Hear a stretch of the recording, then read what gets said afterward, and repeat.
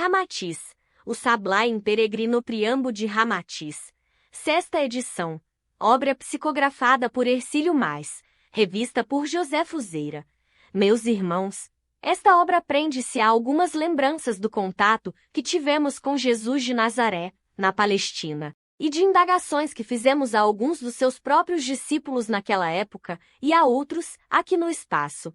Alguns quadros ou configurações de sua infância, adolescência e maturidade, podemos revivê-los recorrendo aos arquivos ou registros etéricos, fruto das vibrações das ondas de luz, ao éter ou ácase dos orientais, que fotografa desde o vibrar de um átomo até a composição de uma galáxia, em vez de tecermos uma biografia romanceada, em que a nossa imaginação ou do médium suprisse os elos faltantes ou obscuros. Esforçamo-nos para deixar-vos uma ideia mais nítida e certa da realidade do espírito angélico de Jesus, que jamais discrepou da vida física, pois viveu sem exorbitar dos costumes e das necessidades humanas. Atendendo à sugestão dos nossos maiorais da espiritualidade, procuramos esclarecer os leitores sobre diversos conhecimentos da vida oculta e prepará-los para as revelações futuras, com referência à contextura do seu espírito imortal. Eis os motivos das divagações, que costumamos tecer propositadamente, fora dos temas fundamentais de nossas obras, as quais então proporcionam aos nossos leitores o ensejo de uma doutrinarão suave, indireta e desapercebida, que os auxilia a ajustar os fragmentos de suas próprias aquisições espirituais. O que lhes seria mais árido, numa busca isolada sobre o espírito, fica-lhes mais atraente e fácil, quando disseminado em torno de um assunto vertebrar, na leitura espiritualista. Não defendemos tese, nem pretendemos firmar pontos doutrinários nos relatos sobre o Sablá em Peregrino, tentamos apenas revelar-vos algumas atitudes e estados de espírito do Mestre Jesus, que se ajustam realmente à sua elevada contextura espiritual. Cabe ao leitor achar justo, certo ou inverossímil o texto desta obra, o que, sem dúvida, será de conformidade com o seu próprio grau espiritual. Em verdade, todos nós descobrimos, dia a dia, que ainda sabemos muito pouco sobre a natureza sideral de Jesus, e, possivelmente, só depois de alguns milênios poderemos conhecê-la em sua plenitude. Uma vez que não nos move a vaidade insensata de querermos contentar a todos os homens, desde já asseguramos o nosso respeito e a nossa compreensão diante de qualquer opinião sobre esta obra. Há séculos que os homens desperdiçam seu precioso tempo na indagação de minúcias dos acontecimentos ocorridos em torno do Mestre Jesus.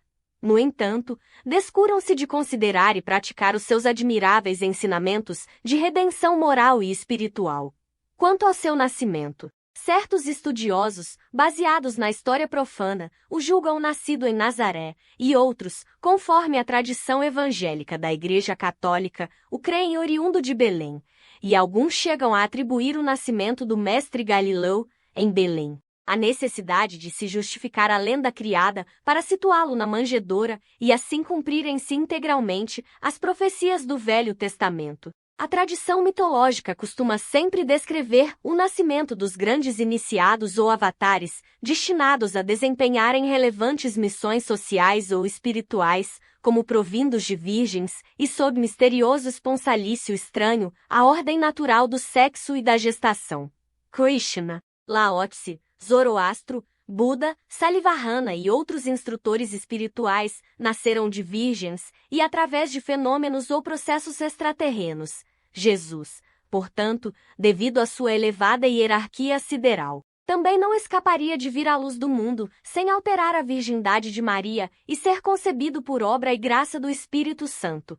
Ainda existem outras preocupações quanto a certos acontecimentos, tais como se José e Maria realmente se movimentaram para atender ao recenseamento ordenado pelos romanos. Se isso aconteceu, só poderia ter ocorrido no reinado de Quirinus, após a queda de Arquelau.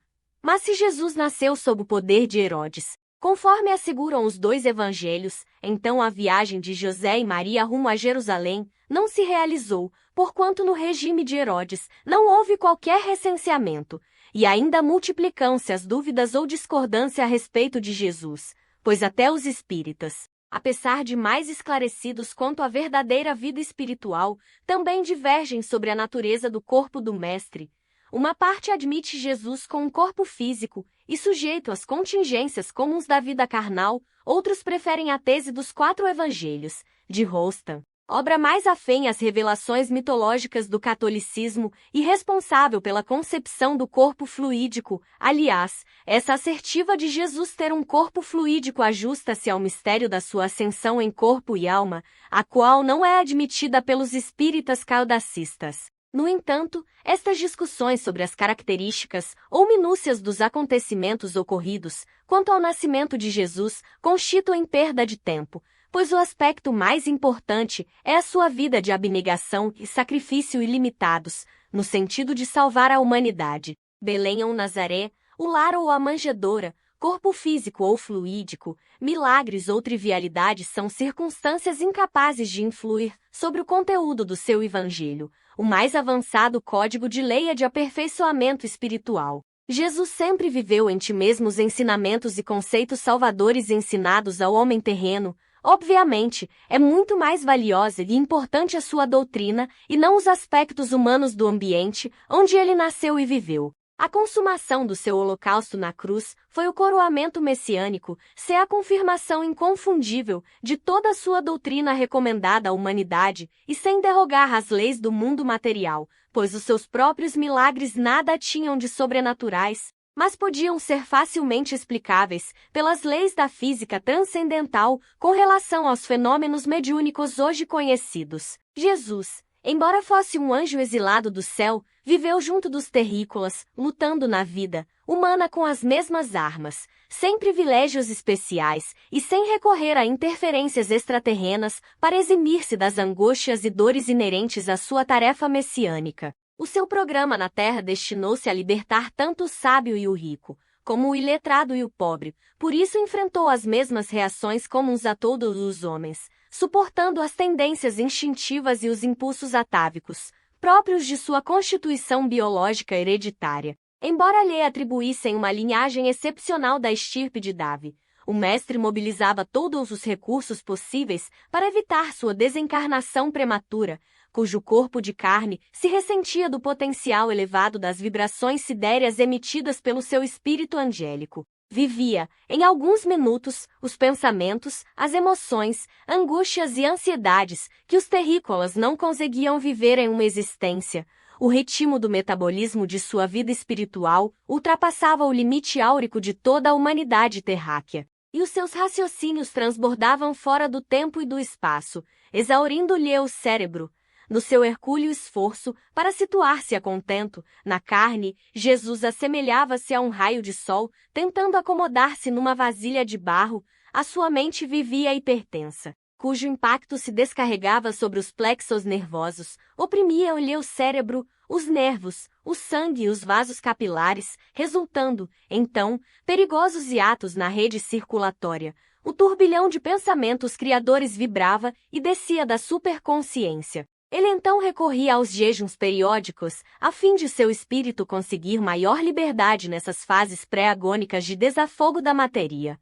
Outras vezes, o próprio organismo mobilizava recursos biológicos de emergência e vertia suor e sangue, compensando, com essa descarga imediata de humores, a perigosa tensão psicofísica, fruto do fabuloso potencial de energia espiritual a lhe prensar a carne frágil.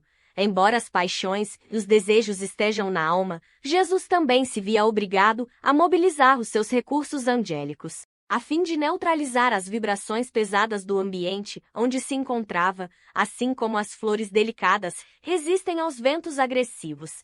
A própria narrativa religiosa simboliza na tentação de Satanás ao Mestre Jesus, no deserto da vida humana, a força dos impulsos da animalidade, pretendendo enlaçá-lo nas teias sedutoras da vida sensual e epicorista do mundo.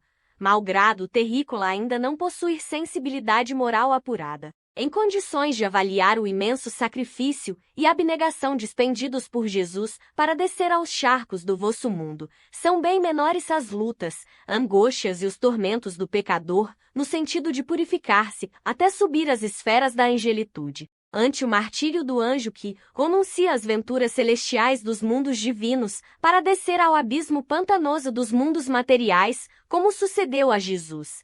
e bem mais fácil e cômodo despojarmos-nos dos trajes enlameados e tomarmos um banho refrescante, do que vestirmos roupas pesadas e descermos a um fosso de lodo repulsivo e infeccionado, onde se debatem criaturas necessitadas de nosso auxílio. Paz e amor. Ramatiz. Capítulo 1. Considerações sobre a divindade e existência de Jesus. Pergunta: que dizeis a respeito do dogma católico, que afirma ter sido Jesus o próprio Deus encarnado, feito homem para salvar a humanidade? Ramatiz: em verdade, Jesus é o espírito mais excelso e genial da terra, da qual é o seu governador espiritual. Foi também o mais sublime, heróico e inconfundível instrutor entre todos os mensageiros espirituais da vossa humanidade. A sua encarnação messiânica e a sua paixão sacrificial tiveram como objetivo acelerar, tanto quanto possível, o ritmo da evolução espiritual dos terrícolas, a fim de proporcionar a redenção do maior número possível de almas durante a separação do joio e do trigo, dos lobos e das ovelhas, no profético juízo final, já em consecução no século atual. Pergunta: podereis referir alguns aspectos e detalhes quanto ao critério dessa separação em duas ordens distintas? Ramatiz: o trigo e as ovelhas simbolizam os da direita do Cristo. São os pacíficos, altruístas, humildes e compassivos, representantes vivos das sublimes bem-aventuranças do Sermão da Montanha. O caso é semelhante ao que se processa num jardim, quando o jardineiro decide arrancar as ervas daninhas que asfixiam as flores e, em seguida, aduba a terra a fim de obter uma floração sadia e bela.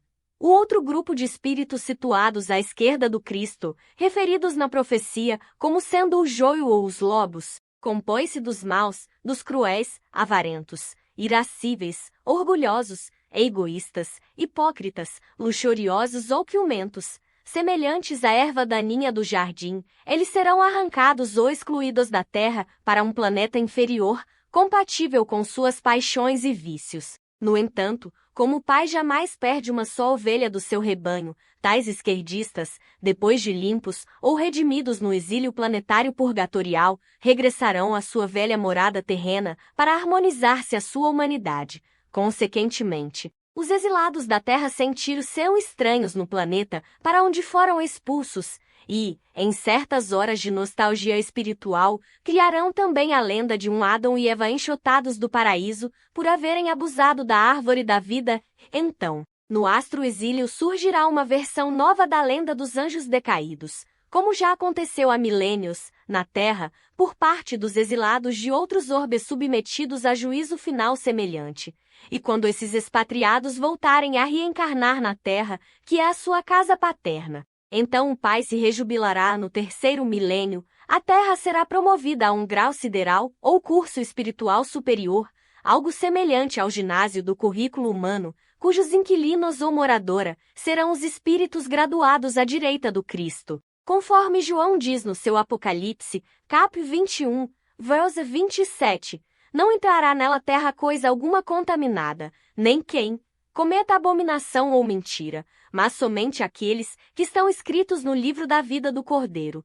Em verdade, no terceiro milênio, só entrarão na terra, pela porta da reencarnação, os espíritos devidamente ajustados ao Evangelho de Jesus, no simbolismo das ovelhas, do trigo e dos direitistas. Pergunta: qual uma ideia mais ampla quanto a Jesus ser o Salvador dos homens? Conforme aludistes há pouco, Ramatiz, as profecias do Velho Testamento sempre se referiram a um Messias, eleito de Deus, Salvador da humanidade terrena e libertador do povo de Israel, cativo dos romanos. Mas os profetas não explicaram qual seria a natureza dessa salvação, nem deixaram quaisquer indicações que pudessem esclarecer os exegetas modernos.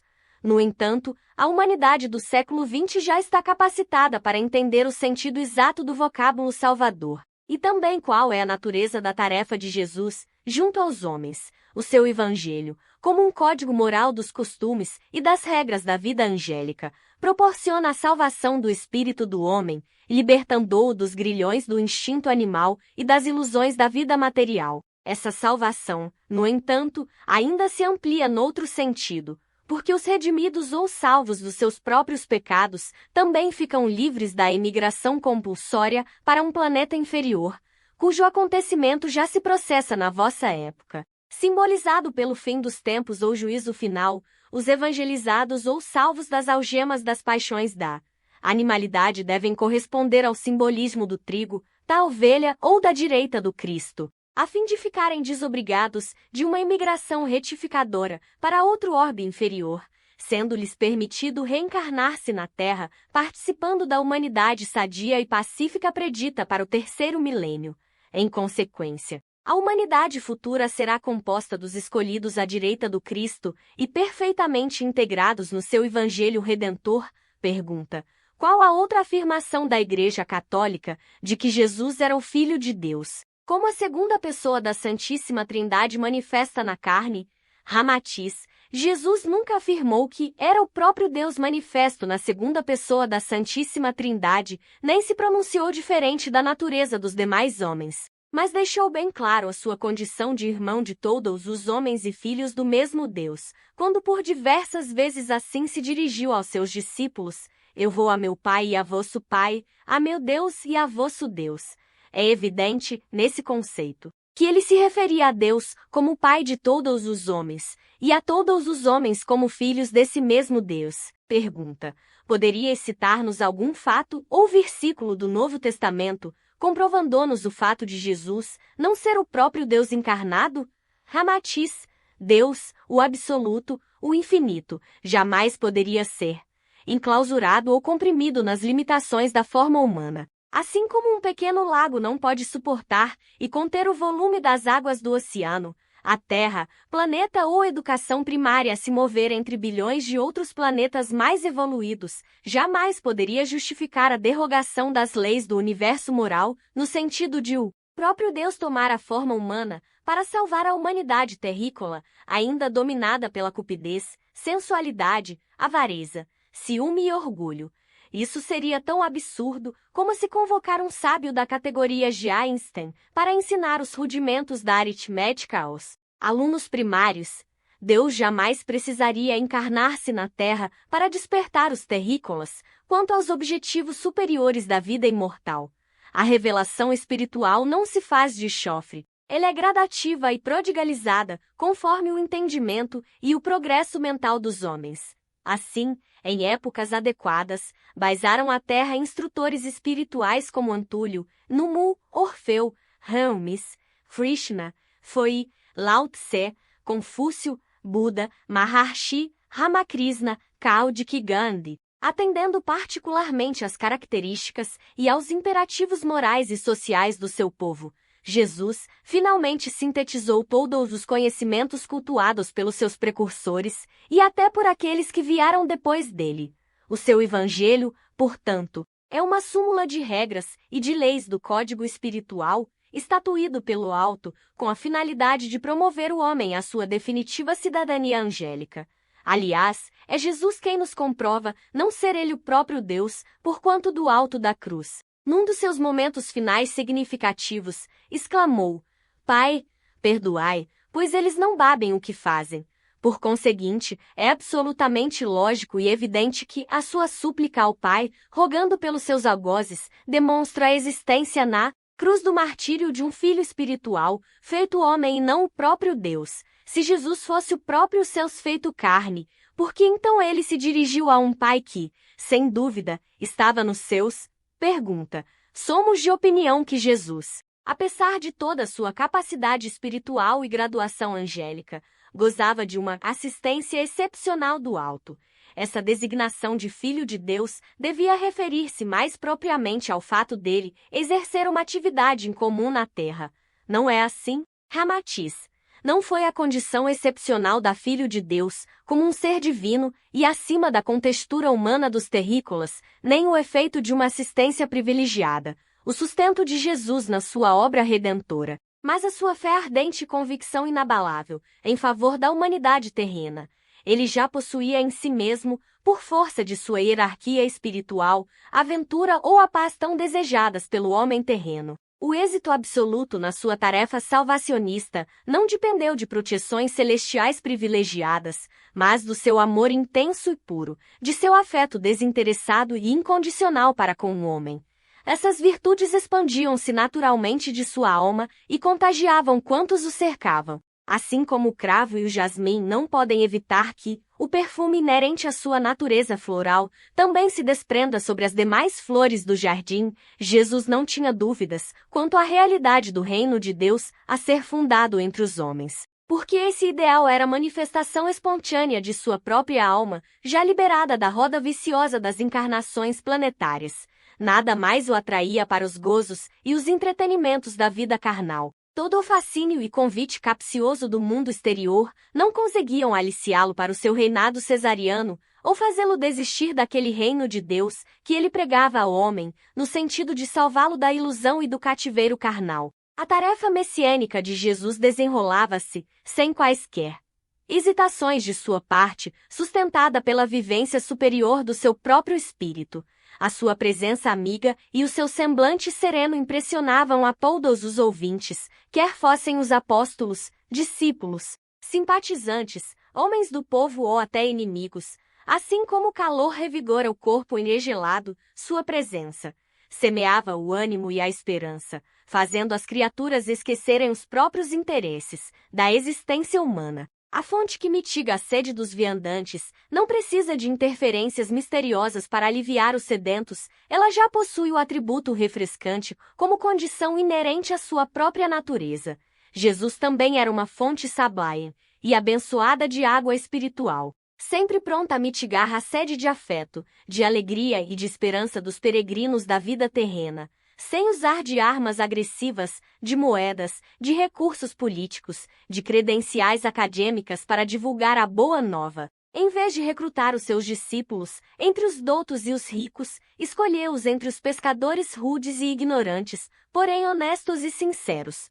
Espírito magnânimo e sábio, embora humilde, ninguém poderia superá-lo ou vencê-lo no ambiente terráqueo, pois sua aura excelsa, radiante de luz, embora imperceptível aos sentidos dos que o cercavam, traçava fronteiras defensivas contra as más intenções e os maus pensamentos dos seus detratores.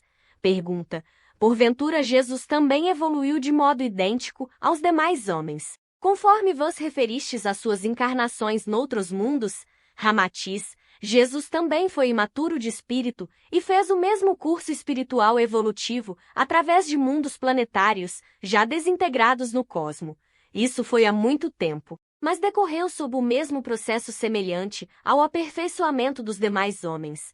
Em caso contrário, o Criador também não passaria de um ente injusto e faccioso, capaz de conceder privilégios a alguns de seus filhos preferidos e deserdar outros menos simpáticos, assemelhando-se aos políticos terrenos, que premiam seus eleitores e hostilizam os votantes de outros partidos. Em verdade, todas as almas equacionam sob igual processo evolutivo, na aquisição de sua consciência espiritual e gozam dos mesmos bens e direitos siderais. Jesus alcançou a angelitude sob a mesma lei que também orienta o selvagem embrutecido para sua futura emancipação espiritual, tornando-o um centro criador de novas consciências no seio do cosmo.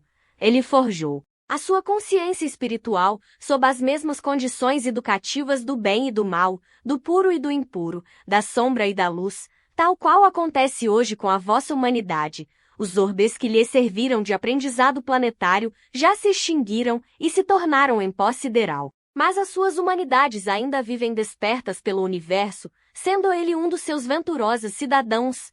Pergunta: alguns espíritas afirmam que a evolução de Jesus processou-se em linha reta.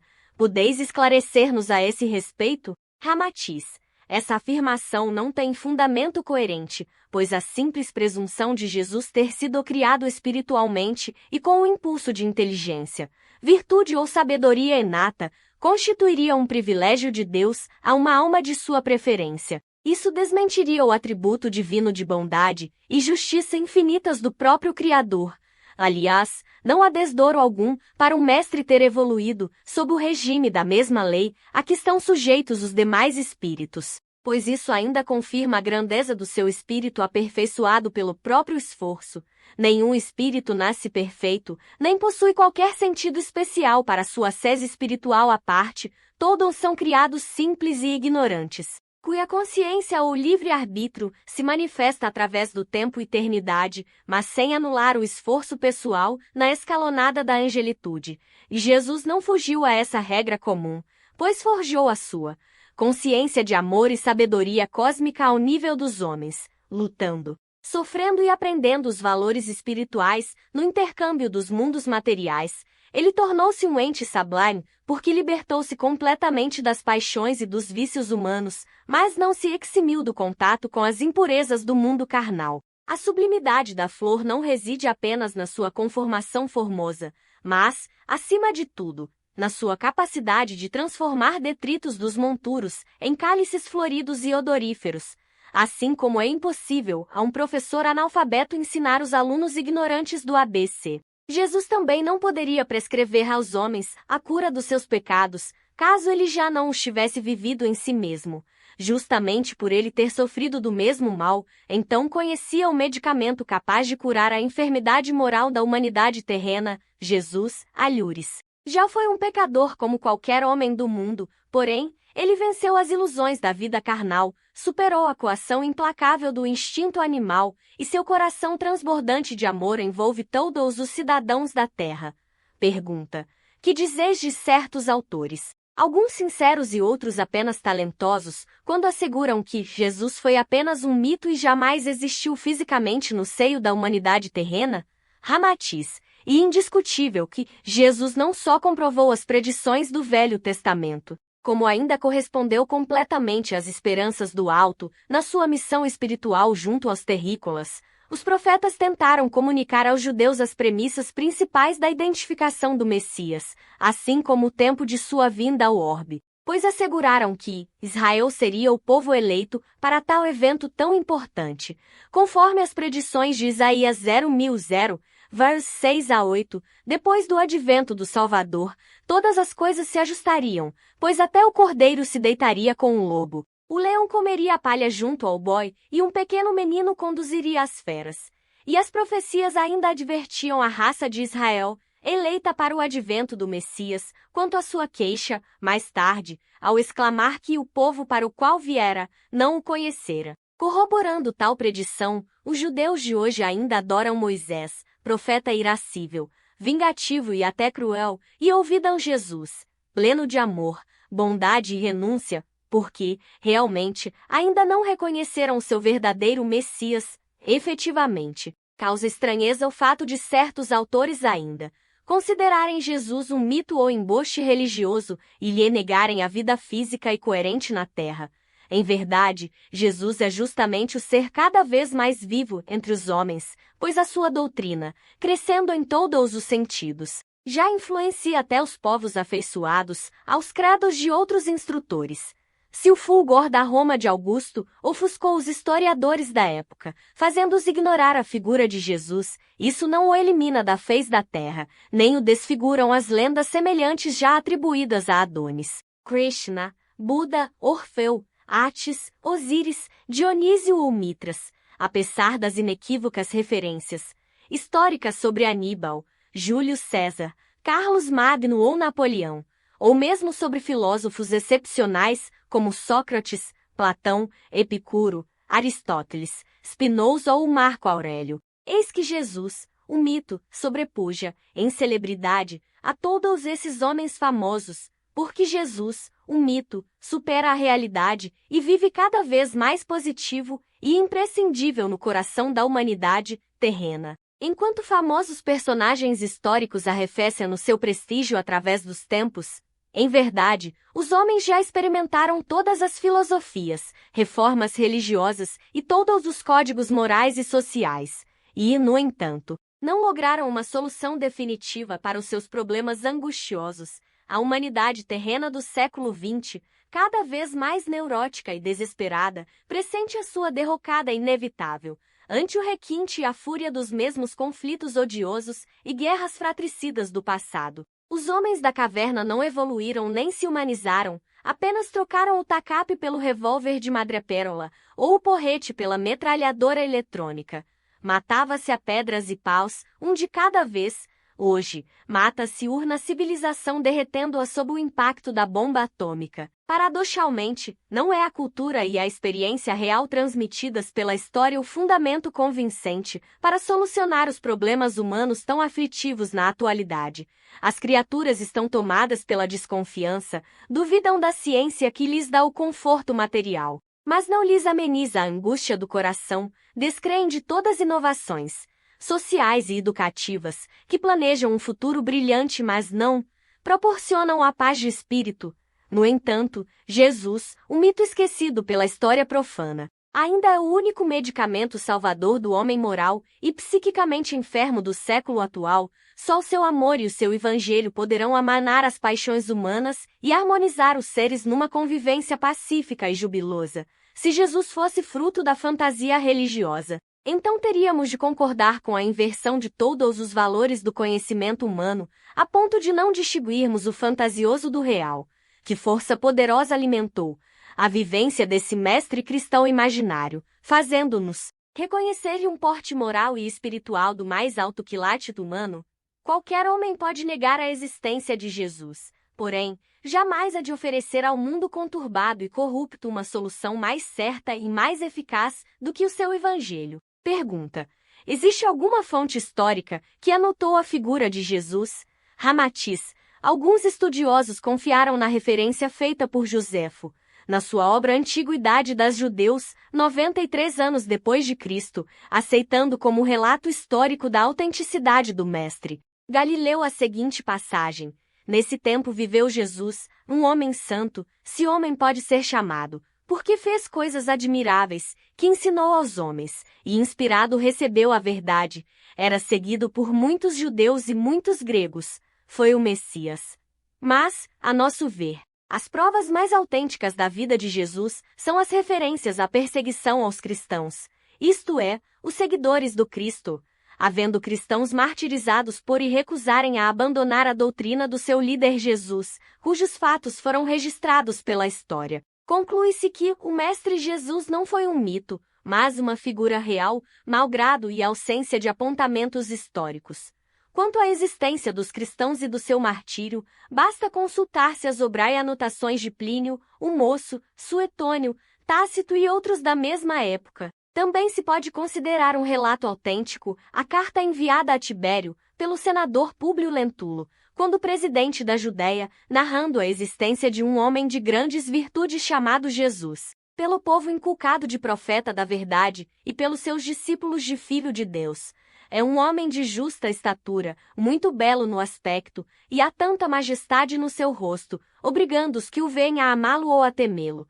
Tem os cabelos cor de amêndoa madura, são distendidos até as orelhas, e das orelhas até as espáduas, são da cor da terra, porém, reluzentes. Ao meio da sua fronte, uma linha, separando os cabelos, na forma em uso pelos nazarenos. Seu rosto é cheio, de aspecto muito sereno. Nenhuma ruga ou mancha se vê em sua face, o nariz e a boca são irrepreensíveis. A barba é espessa, semelhante aos cabelos, não muito longa e separada pelo meio, seu olhar é muito afetuoso e grave, terá os olhos expressivos e claros, resplandecendo no seu rosto como os raios do sol. Porém, ninguém pode olhar fixo seu semblante, pois se resplende, subjuga, e quanto ameniza, comove até as lágrimas o face amar e é alegre. Porém, com gravidade. Nunca alguém o viu rir, mas, antes, chorar. Pergunta: sou da vossa opinião, quais são as fontes não históricas, mas autênticas, para informarem sobre a existência de Jesus? Ramatiz: sem dúvida, a fonte mais autêntica não histórica é a narrativa dos 4 evangelistas. Apesar de interpolações e dos retoques que sofreu, inclusive também quanto a algumas contradições existentes entre os próprios narradores. Mas é fonte idônea, porque manteve a unidade psicológica e os propósitos messiânicos do Espírito de Jesus. Entre os 4 evangelistas, 2 deles foram testemunhas oculares dos acontecimentos ali narrados e, por isso, mostram-se vivos e naturais nos seus relatos. Os outros dois interrogaram minuciosamente as testemunhas que presenciaram as atividades de Jesus ou delas participaram na época, superando as interpolações perceptíveis a uma analisa percussiente. Os 4 evangelistas se mostram imparciais, singelos e seguros, pois eles narram os fatos diretamente, sem muitas divagações. Há nos seus relatos um grande espírito de honestidade e de certeza absoluta naquilo que foi a vida de Jesus. Certamente existem algumas diferenças quanto à movimentação da pessoa do Mestre nos escritos dos 4 evangelistas, mas não há dúvida alguma no tocante à sua existência real.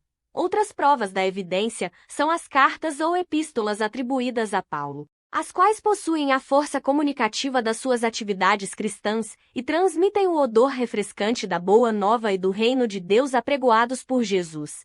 Evidentemente, os historiadores não se preocupam em focalizar a pessoa de Jesus, por achá-la de pouca importância na época, pois se tratava de um simples carpinteiro, arvorado em rabino, e a pregar estranha moral num mundo conturbado pelas mais violentas paixões e vícios. A história jamais poderia prever no seio da comunidade de tantos rabis insignificantes da Palestina, que um deles se tornaria o líder de milhões de criaturas nos séculos vindouros, pregando somente o amor aos inimigos e a renúncia aos bens do mundo, que em troca de um hipotético reino celestial.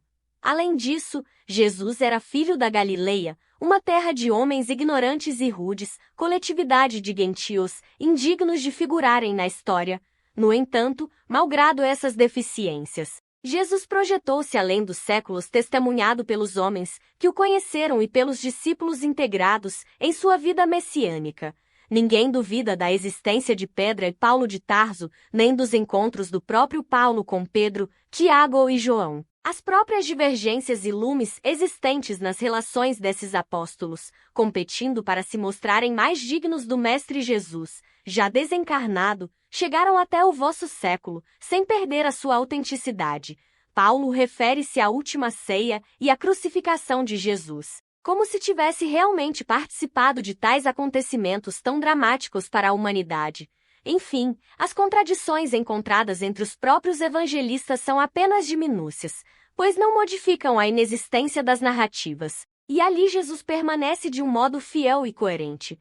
E inadmissível que, no curto espaço de uma geração, homens ignorantes, rudes e iletrados, pudessem inventar uma personalidade tão viva e inconfundível em sua contextura moral, como foi Jesus. Em verdade, a força do amor e o espírito de confraternização manifestos na sua mensagem influíram sobre milhares de criaturas até aos nossos dias, impondo a existência lógica e indiscutível de Jesus, ou então outro homem deve substituí-lo.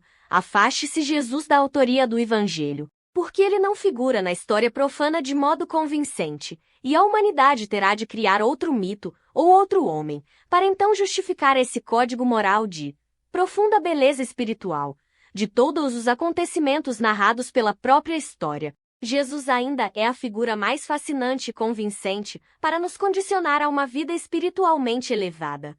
Jamais houve qualquer lenda ou narrativa a consumir tantas páginas em milhares de obras, capaz de atrair tanto interesse e admiração à consciência do homem terreno. Indubitavelmente, quanto mais os ateus e outros negadores se empenham em extinguir ou apagar a figura do Jesus, mas ele se impõe acima de todas as dúvidas, sobrepuja a própria história e mais vibra no coração dos crentes. Por conseguinte, é vã e tola qualquer pretensão de negar a sua existência, pois a despeito de todas as negativas, ele sempre ressurge irradiando luz e amor, na tela viva da consciência humana. Pergunta: outros escritores expõem dados históricos e descrevem Jesus como um sedicioso incurso nas leis penais da época, cuja doutrina sob sua chefia fracassou ante os poderes judeus e romanos constituídos em Jerusalém. Que dizeis? Ramatiz. Basta o conteúdo do Evangelho vivido e ensinado por Jesus para desmentir qualquer afirmativa quanto a ele ter sido deliberadamente um rebelde ou ocioso. Jamais o mestre cristão desejou alguma coisa do mundo material. cuja vida terrena foi centralizada exclusivamente em torno dos bens imperecíveis do espírito eterno, ele viveu 33 anos na face da terra, sem ater-se a quaisquer interesses mundanos, e ninguém poderá culpá-lo de um só fato ou empreendimento egoísta que lhe tenha dado relevo pessoal no ambiente político ou sacerdotal do mundo. Nasceu e desencarnou extremamente pobre, encerrando seus dias heróicos, sem valer-se dos favores ou conluios com os poderosos da época. O homem sedicioso é sempre um rebelde, um inconformado, pois é criatura ávida do poder temporal e da exaltação sobre os seus conterrâneos. Os grandes sediciosos ou indisciplinados, que a história nem sempre o registra com carinho e gratidão, chamaram-se Davi, Átila, Gengis Khan, Asouka, Alexandre, Aníbal, Tito, César, Carlos Magno, Ivan o Terrível, Napoleão, Kaiser, Stalin, Hitler, Mussolini e outros, os quais, juntamente com certas qualidades excepcionais, como a obstinação, capacidade de comando, arrojo, ambição e estratégia, manifestaram também os pecados do orgulho, da crueldade, pilhagem, vingança ou libidinosidade. Sem dúvida, alguns desses homens foram gênios ou heróis, outros, apenas loucos ou paranoicos. Não contestamos que tenham influído ou modificado os destinos dos povos no transcorrer de uma época, pois a suprema lei faz surgir o bem dos destroços do próprio mal, aproveitando a impetuosidade, paixão selvagem, cobiça, ambição e o arrojo dos sediciosos para efetuar as grandes transformações históricas e sociais no mundo. Escravos dos desejos de glórias ou de riquezas, muitas vezes eles abriram as comportas da dor e do sofrimento para os seus próprios comparsas das vidas passadas, agindo como os carrascos implacáveis nas provas de resgate kármico do pretérito. Examinando as tropelias sangrentas narradas no Velho Testamento, podemos certificar-nos do imenso número de soldados, comparsas e aventureiros judeus que naquela época praticaram as mais bárbaras atrocidades. No entanto, sob o gládio da justiça divina, eis que eles retornaram à carne travestidos ainda na figura de judeus, porém, humilhados e vítimas dos nazistas nos famigerados campos de concentração e em mortes cruéis, para resgatar os débitos clamorosos do pretérito. Mas a lei aproveita esses homens atrabiliários e cruéis e os mobiliza como matéria-prima para trazer o bem pelo mal, pois eles aproximam povos, fundem fronteiras, derrubam tiranias, extinguem feudos seculares, sacodem o pó das velhas dinastias, abrem clareira para novas relações humanas, proporcionando o ambiente eletivo para novos ensaios políticos e sociais de vida entre os sobreviventes. Durante a Revolução Francesa, cometeram-se as mais bárbaras atrocidades e injustiças sob o slogan esperançoso de liberdade, fraternidade e igualdade. A pilhagem foi organizada e oficializada pelos poderes dominantes, dela não se beneficiaram apenas os pobres e os injustiçados, mas também os oportunistas, os delinquentes e os facínoras, espécie de corvos adejando sobre a carniça. Mas, paradoxalmente, desse movimento sangrento e sarcasticamente amparado pelos próprios conceitos da moral superior, nasceram os princípios que depois consolidaram urna jurisprudência mais digna e a soberania popular pela doutrina da democracia. Quantas vezes surgem da ralé indivíduos inexpressivos, que se projetam no furor dos empreendimentos e das tropelias sangrentas, ávidos de gloriolas mundanas e festejados pelas multidões tolas, dominados pelo cabotinismo e pela paranoia perigosa, servils, incultos, temerosos, enfermiços, frustrados, miseráveis e impotentes, depois se tornam monstros, bárbaros, impiedosos, cínicos, irascíveis, brutos e orgulhosos, quando são guindados ao poder absoluto, passando a desforrar-se dos mínimos vexames e ressentimentos que acumularam durante os seus dias inexpressivos e desfavoráveis.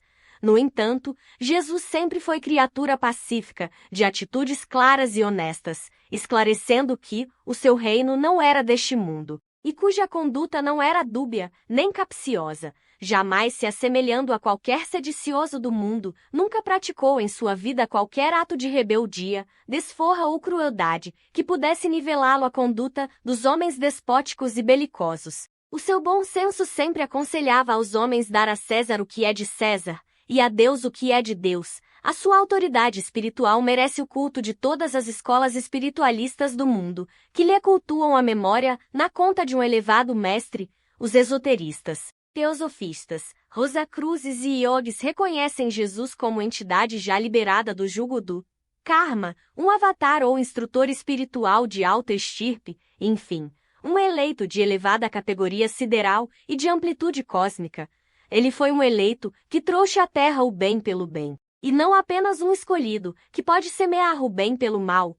Pergunta: se Jesus não era um sedicioso, como pode ser, enquadrado sob as leis romanas, em cuja época se puniam os rebeldes e os criminosos pela crucificação? Ramatiz, o sacerdócio judaico conseguiu arquitetar provas, materiais e testemunhos contra Jesus, entre os próprios seguidores e a turba que o aplaudira à sua entrada em Jerusalém, conseguindo incriminá-lo como sedicioso, junto a Pôncio Pilatos, procurador de Roma na Judéia.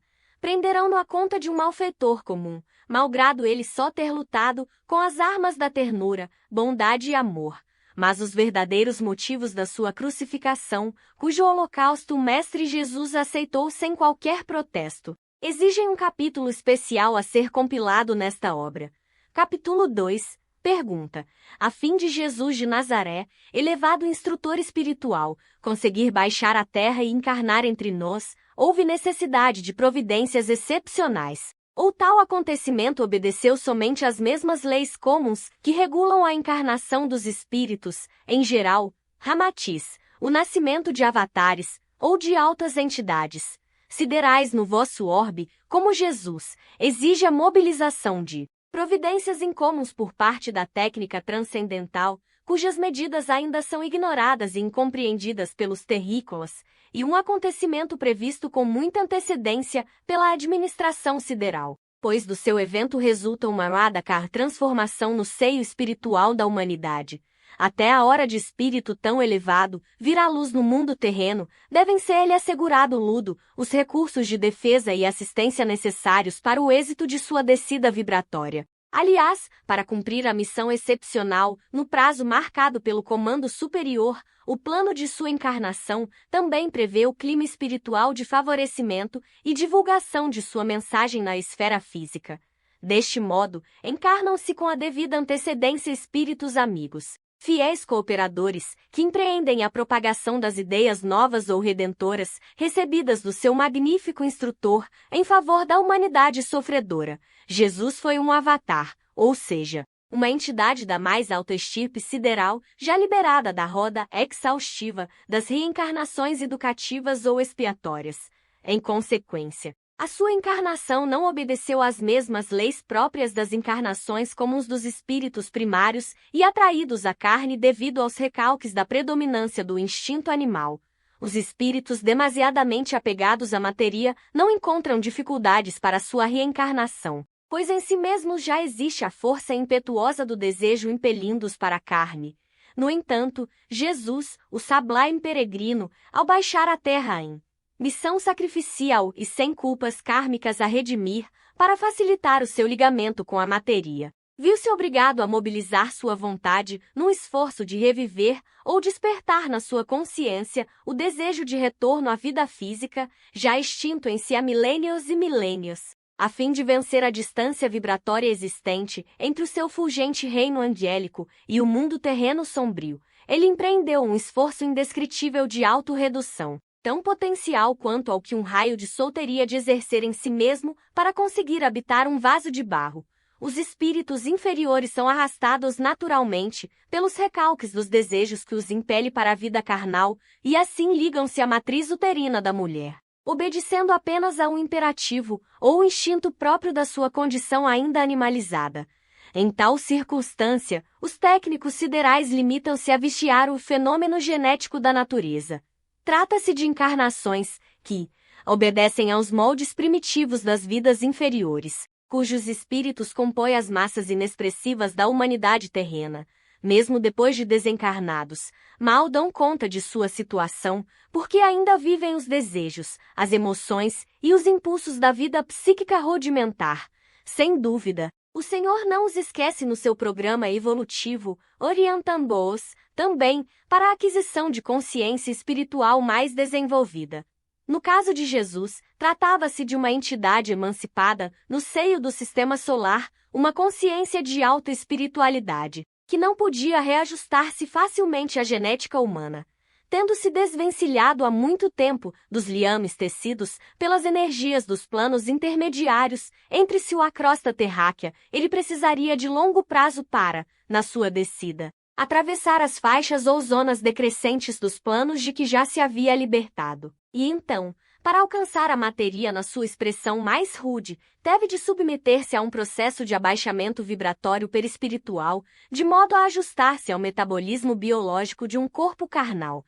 Jesus não poderia ligar-se, de súbito, à substância grosseira da carne, antes que a ciência divina lhe proporcionasse o ensejo favorável e as providências indispensáveis para uma graduação de ajuste à frequência comum da Terra. Pergunta: essas providências para a encarnação de Jesus foram previstas muito tempo antes de ele descer à Terra? Ramatiz: em verdade, a manifestação de Jesus no vosso orbe se efetuou de acordo com um plano minucioso delineado antecipadamente pela engenharia sideral, no qual foram previstas as principais etapas de sua descida e suas decorrências de sua vida física, no tocante à arregimentarão de seus apóstolos e outros discípulos. Tudo foi estudado para se realizar no tempo psicológico exato e visando no melhor aproveitamento espiritual da estada do Mestre junto à humanidade terrena. No entanto, malgrado a tarefa messiânica, deliberada pelo alto, Jesus teria de concretizá-la mediante sua própria capacidade, inteligência, renúncia e até pela sua resistência orgânica. A fim de não sucumbir antes do prazo prefixado, ele não teria de submeter-se a um determinismo fatal que o transformasse num simples autômato movido pelos cordéis do mundo oculto, porém mobilizar todos os seus recursos espirituais de modo a cumprir o programa heroico que aceitara em sã consciência, apesar de lhe serem programadas as fases de maior importância na sua existência humana. Isso foi apenas uma coordenação dos fatos de maior relevo quanto ao sustentáculo da obra evangélica, sem jamais anular o seu esforço próprio.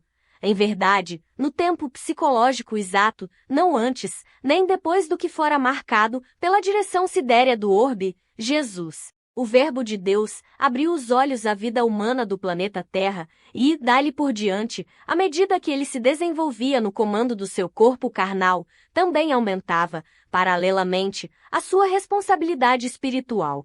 Felizmente, o mecanismo sideral funcionara a contento. Embora os seus responsáveis tenham enfrentado problemas graves, imprevistos e perigosas ciladas dos espíritos satânicos, graças ao esforço e devotamento incompreensíveis para os terrícolas, o Sublime Peregrino, descido das regiões mais excelsas, alcançou a fez do orbe terráqueo no tempo previsto. Assumindo a posse do seu delicado instrumento carnal, ele iniciou a sua viagem messiânica pelo deserto da incompreensão humana, culminando em sacrificar sua própria vida para redimir os seus irmãos encarnados. Desde a formação do planeta Terra, os sociólogos siderais previram no esquema evolutivo do orbe e no tempo exato a descida de todos os instrutores espirituais destinados a participar dos grandes eventos da sua humanidade. Mas no desenvolvimento desse plano educativo e redentor, eles marcaram a época da conjunção de Saturno, Júpiter e Marte no signo de Pícis, para a cobertura vibratória da descida do maior de todos os avatares, como foi Jesus. Então o acasalamento no campo etérico dos três astros ofereceu na tela celeste um tom vibratório ou suavidade astralina, que predispunha os próprios homens à expectativa de algo sublime e esperançoso. O exceuso esponsalício de Jesus com a Terra, nessa mesma época, e a efusão etérica, astralina e mental das humanidades mais avançadas desses planetas espargiam uma vibração espiritual de natureza pacífica, de torna emoção e misteriosa ansiedade sobre os homens. Um lençol de fluidos puros e desconhecidos em sua doçura incomum pousava na fez da terra, uma estranha e sedativa aragem ondulava sobre a humanidade, despertando-lhe um sentimento expectante e serenando os instintos nas criaturas mais sensíveis. O fato de Jesus tornar-se mais tangível, emergindo em espírito à periferia da Terra e ainda catalisando com o seu infinito amor o delicado fluido cósmico que aflorava pela via interna do orbe, produzia uma vibração harmoniosa e incomum no coração dos homens. Em verdade, cumprira-se a profecia, o Avatar, o Messias, entrevisto tantas vezes pelos profetas do Velho Testamento, atingir a cresta material depois de um inconcebível esforço de autorredução, dispendido em alguns séculos, a fim de iniciar sua romaria sacrificial para a redenção dos terrícolas? Pergunta. Mas era necessário ocorrer a conjunção planetária de Saturno, Júpiter e Marte para Jesus poder se encontrar na Terra? Ramatiz. A mais eficiente organização dos homens ainda é um simples arremedo da mais singela disciplina determinada pela administração sideral dos orbes, sistemas solares e das galáxias do cosmo. O acaso não existe nas obras criadas por Deus. O aforismo popular de que não cai um fio de cabelo do homem, sem que Deus não saiba, explica o fato de todos os fenômenos da vida submeterem-se à disciplina de leis inteligentes na criação do universo. Se a queda de um fio de cabelo não se faz por acaso, é impossível imaginarmos a complexidade, a extensão dos esquemas, detalhes e planos elaborados há bilhões e bilhões de anos, pelo alto, a fim de prever e disciplinar a descida dos instrutores espirituais à Terra, no momento exato da necessidade de progresso e redenção dos encarnados.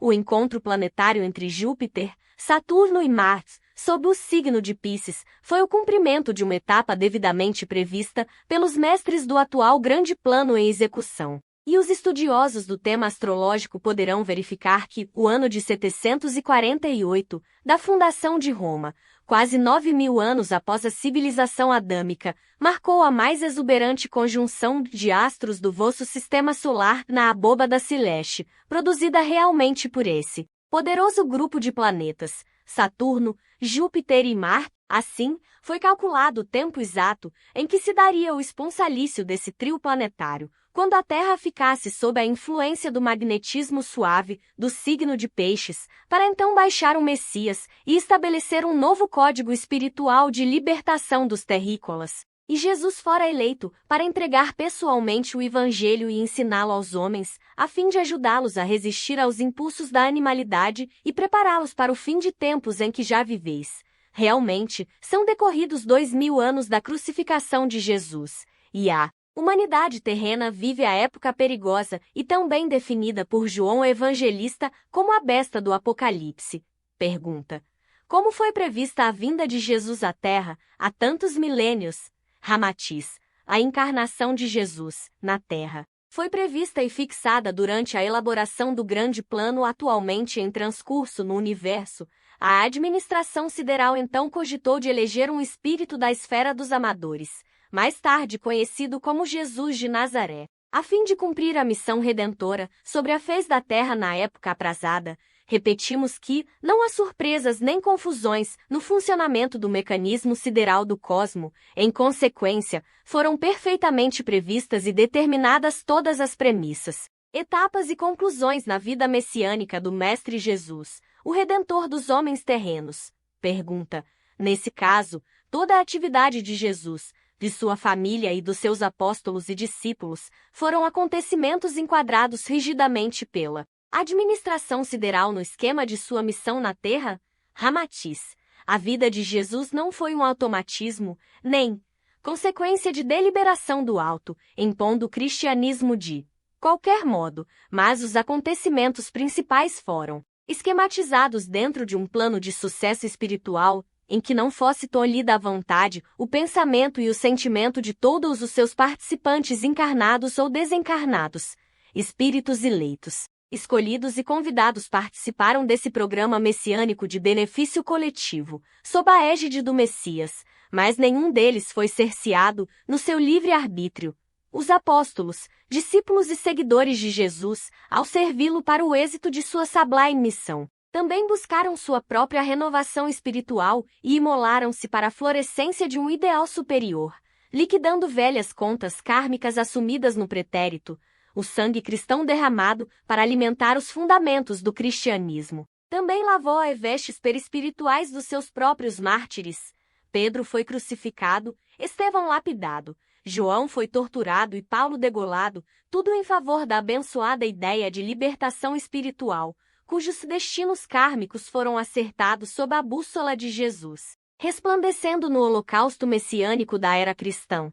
No entanto, Jesus, o aluno menos necessitado do banco escolar terreno, foi justamente o mais sacrificado, pois ele dissera mas teria esperançado de melhorar o padrão espiritual dos seus queridos pupilos. Pergunta: qual a ideia que poderíamos fazer de uma previsão tão acertada da administração sideral, a ponto de antecipar sem segurança os acontecimentos messiânicos com Jesus, se não se tratava de um automatismo? Como provar com exatidão todas as atitudes e reações do mestre ate final? Ramatiz.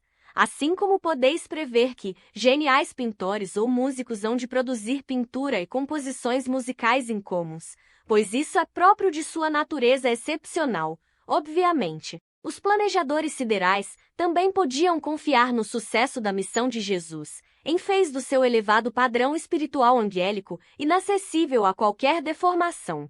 No entanto, como Messias e instrutor da humanidade terrena, ele também precisaria de discípulos e cooperadores decididos, tal qual o compositor genial exige boa instrumentação para o êxito de suas peças musicais. Tratava-se, portanto, de um espírito de elevada contextura sideral, e incapaz de se deixar atrair pelas ilusões ou tentações de um mundo matéria. O alto me opunha a qualquer dúvida a respeito da tarefa messiânica de Jesus. Conhecendo-lhe o inesgotável amor em favor dos homens e a capacidade de renúncia diante de um qualquer sacrifício e da própria morte, daí a escolha para sua obra dos tipos psicológicos que o cercaram durante sua romagem terrena, e no momento oportuno também derão-lhe os melhores testemunhos de fidelidade e abnegação pão em favor da mensagem sublime do Evangelho. Eram pescadores, campônios, publicanos, criaturas bastante rudes e até impossibilitadas de compreender o alcance de sua participação na obra de Jesus, mas abdicaram dos seus bens e da própria família a fim de sustentar-lhe a pregação messiânica. Sem dúvida, os intelectuais da época jamais se arriscariam ao ridículo de admitirem ou divulgarem as noções tão singelas e utópicas do cristianismo nascente e que, num ambiente fanático e de cobiças e ódios, pregava o amor, a bondade e a renúncia entre escravos e senhores, ricos e pobres, santos e prostitutas, cultos e analfabetos. Mas tudo isso foi possível, pois acima da rudeza de homens tão simples e pobres, como foram os apóstolos, prevaleceu-lhes a força extraordinária de uma fé incomum e a sinceridade pura, criando a seiva indestrutível para adubar e fazer crescer a árvore do Evangelho na gleba terrena. A atividade de Jesus foi prevista com segurança e êxito no mundo físico e sem quaisquer preocupações antecipadas dos mestres siderais, porque o seu padrão angélico era garantia suficiente para profetizar a sua verdadeira conduta, no testemunho sacrificial da cruz. Pergunta: por que motivo ainda não podemos compreender a verdadeira significação da paixão de Jesus? Ramatiz. E um equívoco da tradição religiosa considerar que o supremo sacrifício de Jesus consistiu essencialmente na sua paixão e sofrimento, compreendidos entre a condenação de Pilatos e o holocausto da cruz.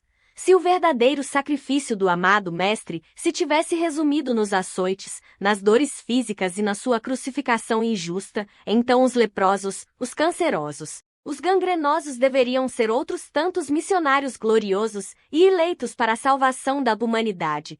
Os hospitais gozariam da fama de templos e viveiras de ungidos de Deus, capazes de salvarem a humanidade, dedicando a ela suas dores e gemidos, lancinantes. Milhares de homens já têm sofrido tormentos mais atrozes do que as dores físicas suportadas por Jesus naquela terrível sexta-feira, mas nem por isso foram consagrados como salvadores da humanidade. Pergunta: então, nesse caso, o maior sofrimento de Jesus consistiu na sua dor moral ante a ingratidão de nossa humanidade. Não é assim, Ramatiz. Jesus, como sábio e psicólogo sideral, compreendia perfeitamente a natureza psíquica de vossa humanidade, pois os pecados dos homens eram frutos da sua imaturidade espiritual. Jamais ele sofreria pelos insultos e apodos, ou pelas ingratidões e crueldades humanas, ao reconhecer nas criaturas terrenas mais ignorância e menos maldade. Porventura os professores se ofendem com as estultícias e travessuras dos pequenos que ainda frequentam os jardins de infância, considerando injúrias ou crimes aquilo que ainda é próprio da irresponsabilidade infantil. A piedade e o amor excessos de Jesus faziam-no sofrer mais pelo descaso dos homens, em promover a sua própria felicidade, do que mesmo pela ingratidão deles. O seu verdadeiro sacrifício e sofrimento, enfim, foram decorrentes da penosa e indescritível operação milenar durante o descenso espiritual vibratório, para ajustar o seu psiquismo angélico à frequência material do homem terreno.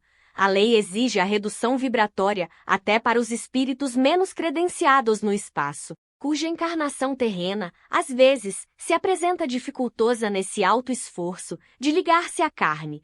Mas Jesus, embora espírito de uma frequência sideral vibratória a longa distância da matéria, por amor ao homem, não hesitou em suportar as terríveis pressões magnéticas dos planos inferiores que deveria atravessar gradualmente em direção à crosta terráquea.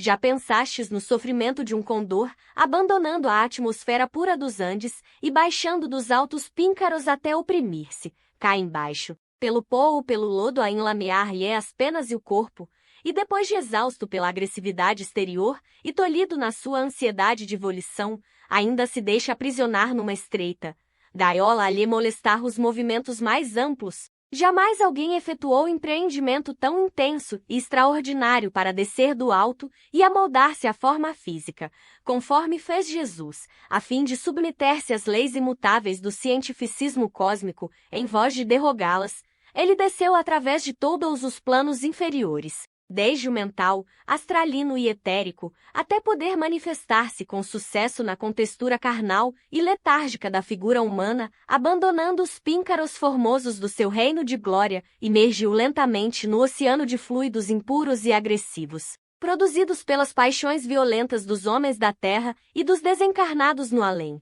Embora se tratasse de um anjo do Senhor, a lei sideral obrigação a dobrar suas asas resplandecentes e percorrer solitariamente o longo caminho da via interna, até vibrar na fez sombria do orbe terráqueo e entregar pessoalmente a sua mensagem de amor.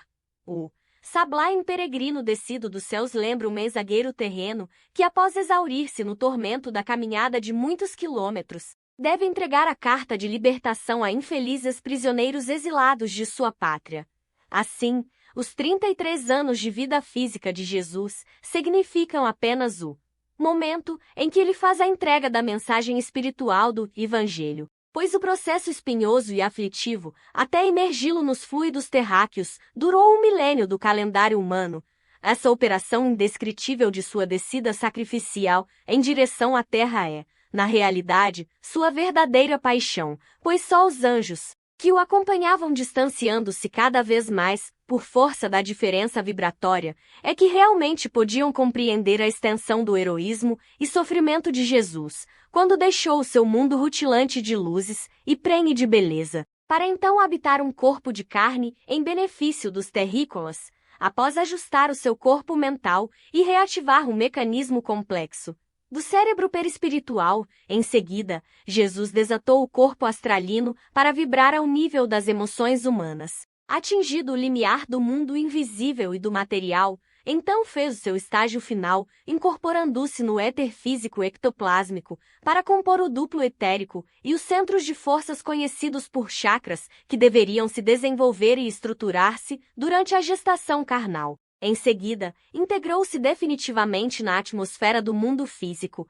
corporificando-se, mais tarde, no mais encantador menino que a Terra já havia conhecido. A descida vibratória do Mestre para atingir o vosso plano físico foi apenas uma fase a qual ele se ajustou por amor ao vosso mundo, reduzindo o padrão de suas funções angélicas para desempenhar, com sucesso absoluto, a sua missão de salvador da humanidade. Não podeis subestimar as fronteiras vibratórias que separam e disciplinam as várias manifestações da vida cósmica, e muito longa a faixa ou distância existente entre um anjo e o homem. E Jesus, sendo a mais alta entidade presente no vosso mundo, obviamente, Com sua poderosa vontade, mobilizou os espantosos recursos necessários para executar fielmente o divino mandato da sua tarefa messiânica, na impossibilidade de requintar ele a matéria ou elevar o padrão vibratório dos planos intermediários entre si e a Terra. O único recurso viável do cientificismo cósmico teria de consistir na sua autorredução aos veículos que deveria incorporar gradativamente. Quais elos de ligação dos planos subangélicos até a carne? O escafandrista, a descer ao fundo dos mares, embora permaneça senhor de sua consciência, fica circunscrito ao meio líquido, à sua fauna e densidade. A sua capacidade normal, do meio externo, fica reduzida. Tal descida exige-lhe uma técnica especial e uma prévia adaptação às leis naturais do plano aquático, onde vai fixar-se e agir.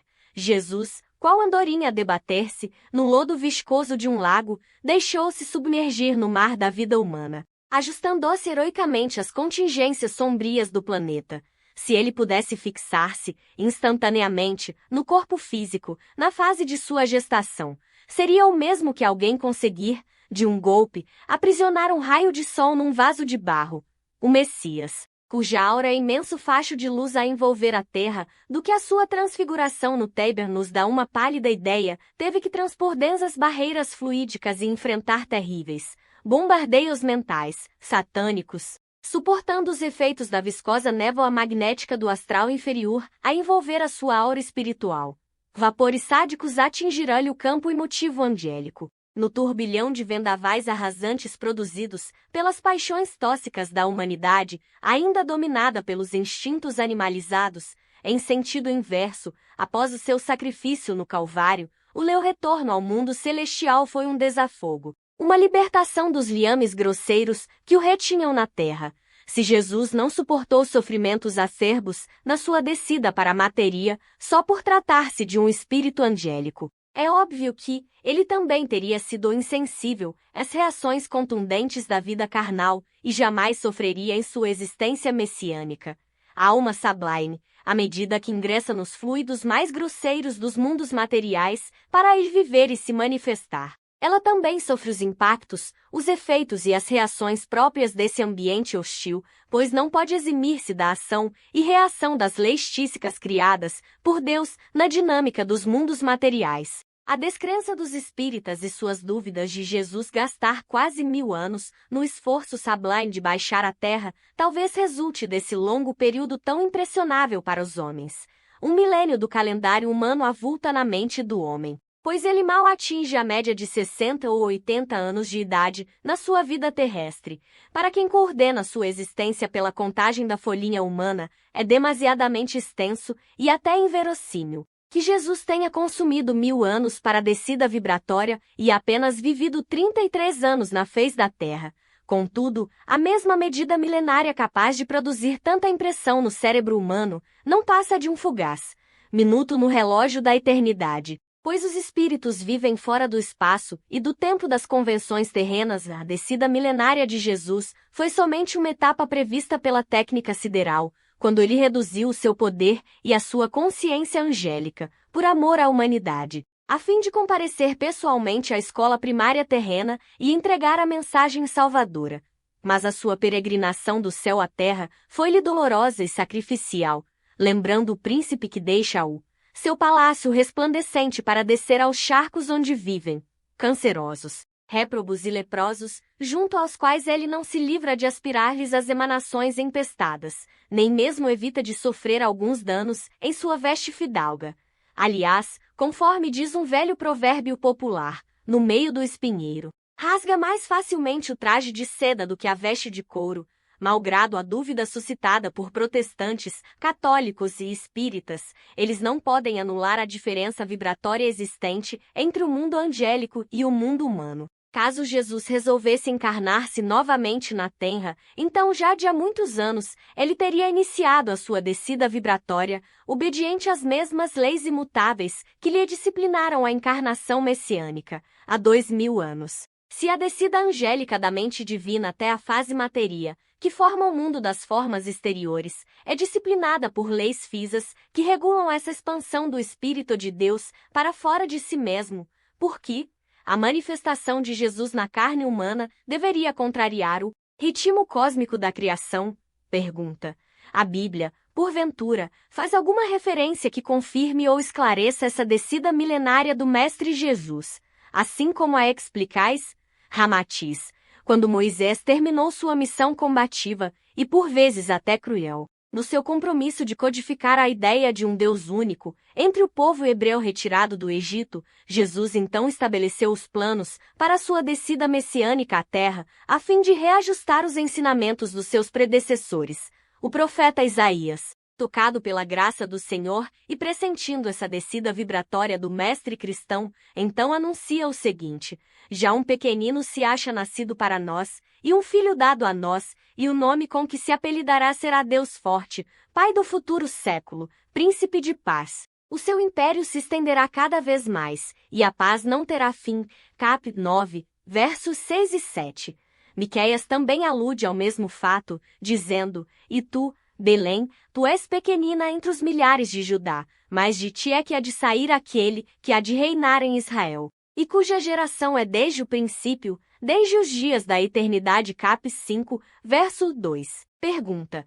Dissestes há pouco que, até certas almas sem grandes credenciais psíquicas, podem encontrar dificuldades na sua descida para a carne. Poderias assinalar qualquer obra mediúnica, ditada por espíritos de confiança e através de médiuns criteriosos, capaz de ajudar-nos a associar acontecimentos semelhantes com a descida sacrificial de Jesus por entre os fluidos densos do nosso planeta? Ramatiz. Embora reconhecendo a excelente bibliografia espírita que já existe a esse respeito, citaremos algumas obras mediúnicas de nossa confiança, de preferência através da psicografia de Chico Xavier. Na obra Voltei, ditada pelo espírito de Irmão Jacó, a página 127, o autor menciona uma centena de espíritos singularmente iluminado, em profunda concentração. E assim explica: aqueles são vanguardeiros da pureza e da sabedoria, que fornecem fluidos para materializações de ordem sublime. Em Libertação, André Luiz, outro espírito, a página 41, linha 11, registro a idêntica cena. Os joadores de energia radiante, médiuns do Materializações em Nosso Plano, se alinhavam, não longe, em número de 20. No entanto, essas providências técnicas transcendentais não se referiam ao nascimento na carne, mas apenas para se materializarem espíritos no próprio mundo astral adjacente à Terra, a fim de poderem efetuar curtas preleções na colônia designada pelo nome de nosso lar, malgrado ainda se tratarem de acontecimentos exclusivos do plano espiritual. Assim mesmo, eles requeriam complexos recursos e a mobilização de energias superiores de sustentação de um campo vibratório acessível às entidades comunicantes de natureza superior. Imaginai, então, o dispêndio de forças e as indescritíveis atividades siderais mobilizados pelo alto, a fim de que Jesus pudesse se reduzir no seu comando espiritual e na sua aura refulgente, para poder vestir o opressivo escafandro de carne depois da sacrificial descida vibratória? Pergunta. Poderias citar-nos mais alguns exemplos quanto à necessidade de Jesus reduzir propriamente o seu perispírito para alcançar a carne? Ramatiz.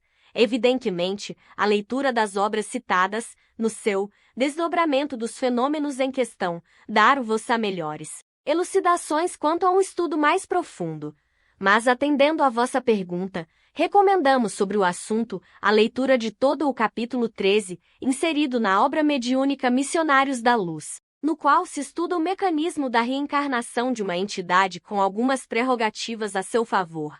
Citando pequenos tópicos desse livro, indicamos a página 205, linha 8, onde os técnicos se dirigem ao espírito de Segismundo, a entidade reencarnante, e assim lhe dizem: dê trabalho à sua imaginação criadora, mentalize os primórdios da condição fetal, formando em sua mente o modelo adequado. Além, na página 214, linha 20, lereis: agora, continuou o instrutor, sintonize conosco relativamente à forma pré-infantil. Mentalize sua volta ao refúgio maternal da carne terrestre. Lembre-se da organização fetal, faça-se pequenino. Imagine sua necessidade de tornar a ser criança para aprender a ser homem. Ainda na mesma página, linha 32, O autor elucida. A operação não foi curta, nem simples, identificava o esforço geral para que se efetuasse a redução necessária. Evidente que ainda não estamos em condições de compreender o processo sideral da descida de Jesus, cujo tempo do calendário humano despendeu quase um milênio no esforço de autorredução antes de atingir a Terra. Se uma encarnação tão simples, como relatam espíritos credenciados no espaço pelas obras que citamos, exige tais recursos e mobilizam assistência superior, imaginai a atividade angélica durante um milênio preparando e consolidando o advento do Messias à Terra, e a mesma obra ainda confirma essa assistência superior quando na página 217, linha 13, assim diz: em todo o lugar desenvolve-se o auxílio da esfera superior, desde que se encontre em jogo o trabalho da vontade de Deus. Entretanto, devemos considerar que, em tais circunstâncias, as atividades de auxílio são verdadeiramente sacrificiais. As vibrações contraditórias e subversivas das paixões desvairadas da alma em desequilíbrio comprometem os nossos melhores esforços. Pergunta: ser-vos-ia possível também assinalar alguns conceitos mediúnicos de confiança espiritual, que nos expliquem a necessidade da higienização dos fluidos ambientais? Ramatiz, ainda recorrendo às obras psicografadas por Francisco Xavier, citamos Nosso Lar, quando seu autor espiritual diz, apague 199. Linha 1. Todas as tarefas de assistência imediata funcionam perfeitamente, a despeito do ar asfixiante, saturado de vibrações destruidoras. E na linha 12, aos fluidos venenosos da metralha, casam-se as emanações pestilentas do ódio e tornam quase impossível qualquer auxílio. Tratava-se de singela comissão de espíritos em tarefa de socorro sobre os campos de batalha, na zona europeia, classificada como verdadeiro inferno de indescritíveis proporções. Essa descrição das más vibrações, apenas em zona do vosso globo, bem pode servir para avaliardes o efeito que a massa mental odiosa e corrosiva da vossa humanidade produziu na maravilhosa e delicada tessitura perispiritual de Jesus, na sua sintonia com os planos intermediários da carne. Na obra Libertação, pague 53, linha 36, o autor espiritual focaliza muito bem, em miniatura, um descenso sideral pelo qual se pode avaliar o que teria sofrido Jesus. Diz o autor: nossas organizações perispirituais, à maneira de escafandro estruturado em material absorvente, por ato deliberado de nossa vontade, não devem reagir contra as baixas vibrações deste plano. Estamos na posição de homens que, por amor, descessem a operar num imenso lago de lodo, por a socorrer eficientemente os que se adaptaram a ele, são compelidos a cobrir-se com as substâncias do charco, sofrendo-lhe, com paciência e coragem, a influência deprimente. Na linha 18, página 54, da mesma obra, lê-se: achamos desnecessário assinalarmos outras obras para justificar a heróica descida de Jesus à terra, quando já podeis ajuizar o imenso sacrifício que efetuam os espíritos benfeitores desencarnados, apenas para socorrer os seus companheiros infelizes atolados nos pântanos cruciantes dos abismos inferiores do além. Jamais o homem poderá avaliar o prodigioso esforço de Jesus e o imenso trabalho da técnica sideral para ele alcançar a atmosfera opressiva do globo terráqueo e se fazer sentível entre os homens perturbados pelas paixões e pelos vícios insaciáveis. O seu perispírito delicadíssimo sofria tanto os bombardeios mentais dos terrícolas, como a violenta ofensiva dos espíritos das sombras, que tentavam impedir-lhe a encarnação terrena. Pois do êxito da mesma decorria o enfraquecimento do comando satânico do mundo oculto sobre os homens. Jesus viu-se obrigado a mobilizar as energias mais adversas e a recompor, com a matéria de cada plano denso em que se manifestava, o seu equipo perispiritual, já abandonado pela sua ascensão espiritual feita, através de outros mundos já extintos. Ele teve de adensar-se o mais possível até se fazer sentível entre os homens e poder situar-se no corpo carnal gerado por Maria. Pergunta: qual o motivo? Porque as tradições religiosas desconhecem ou encobrem a descida de Jesus da maneira como a explicais? Aliás, o Mestre só é conhecido a partir do seu nascimento e finda-se no sacrifício do Calvário, onde situam o ponto máximo de sua dor e sofrimento. Os católicos, no entanto, creem na sua ressurreição e ascensão ao céu em corpo e alma, mas não se referem à descida. Que dizes? Ramatiz. A Igreja Católica não admite o exercício e a divulgação da mediunidade, conforme o aceitam e cultivam o espiritismo e outros movimentos espiritualistas. Obviamente, ela também não pode recepcionar e entender as elucidações sobre a estoica descida de Jesus à carne, apegada ainda ao milagre. Crê na história absurda e ingênua de Jesus subir aos céus em corpo e alma, embora isso desmuita a própria disciplina e imutabilidade das leis siderais que regem as relações do espírito com a matéria. Como admitir-se Jesus subestimando o traje refulgente de sua alma angélica, para depois substituí-lo pela opacidade de um corpo físico no seu retorno ao reino celestial?